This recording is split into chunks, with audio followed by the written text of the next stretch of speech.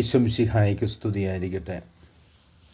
ക്രിസ്തുവിലെത്രയും സ്നേഹം നിറഞ്ഞ സഹോദരങ്ങളെ, ഇന്ന് ഓഗസ്റ്റ് മാസം 29 ആയിരിക്കുന്ന ഇന്നീ ദിനത്തിലേക്ക് സഭമാതാവ് വിശുദ്ധ സ്നാപക യോഹന്നാൻ്റെ രക്തസാക്ഷിത്വ സ്മരണയിലേക്ക് നമ്മെ ക്ഷണിക്കുകയാണ്.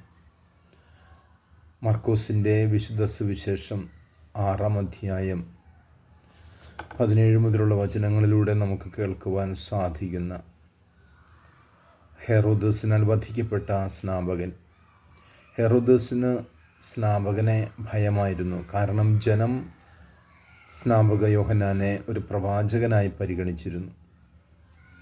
എന്നാൽ തൻ്റെ സഹോദരൻ ഫിലിപ്പിൻ്റെ ഭാര്യ ഹെറോദിയായെ ഭാര്യയായി വച്ചുകൊണ്ടിരിക്കുന്നത് ശരിയല്ല എന്നുള്ള ആ ഒരു സുഹൃത്തായിരിക്കുന്ന സ്നാപകൻ്റെ വാക്കുകൾ അത് ഹെറോദസിനെ വളരെയധികം ചിന്തിപ്പിച്ചു. എന്നാൽ ഹെറോദസിനോട് ഇത് സ്നാപകൻ പറഞ്ഞതിനെക്കുറിച്ചുള്ള പക ഹെറോദ്യയിൽ നിലകൊണ്ടു.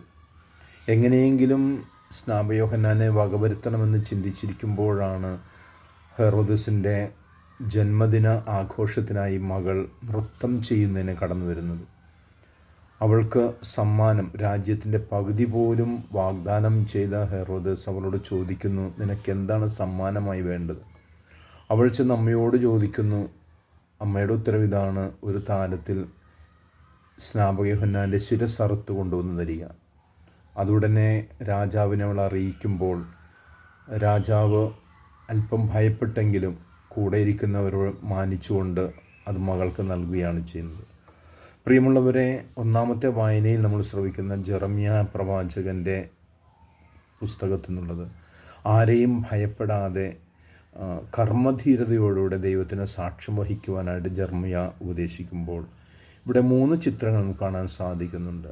ജെറമ്യാ പഴയ നിയമത്തിൽ, പുതിയ നിയമത്തിൽ പ്രവാചക നിരയിൽ അവസാനക്കണ്ണിയായ സ്നാപക യോഹന്നാൻ താൻ ചൂണ്ടിക്കാണിക്കാനിരിക്കുന്ന അല്ലെങ്കിൽ ബലിയർപ്പിക്കപ്പെടേണ്ട കുഞ്ഞാടായ ക്രിസ്തുവിന് വേണ്ടി സ്വയം ബലിയായി മാറുമ്പോൾ ക്രിസ്തുവിൻ്റെ ബലിയും മറ്റൊന്നല്ല, ലോകം മുഴുവനും വേണ്ടിയിട്ടുള്ള തൻ്റെ ജീവാർപ്പണമാണ് ക്രിസ്തു നിർവഹിച്ചത്.